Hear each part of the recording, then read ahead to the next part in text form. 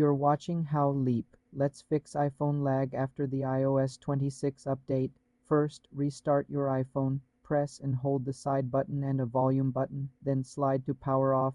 Turn it back on. Next, clear storage space. Go to Settings, tap General, then iPhone Storage. Offload unused apps or delete large files. Update all your apps from the App Store.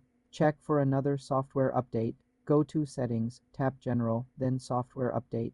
You're watching How Leap. Let's fix iPhone lag after the iOS 26 update.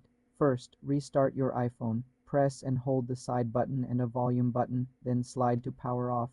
Turn it back on. Next, clear storage space. Go to Settings, tap General, then iPhone Storage. Offload unused apps or delete large files. Update all your apps from the App Store. Check for another software update. Go to Settings, tap General, then Software Update. Install any available update. Reset all settings if the lag persists. Go to Settings, tap General. Tap Transfer or Reset iPhone, then reset all settings.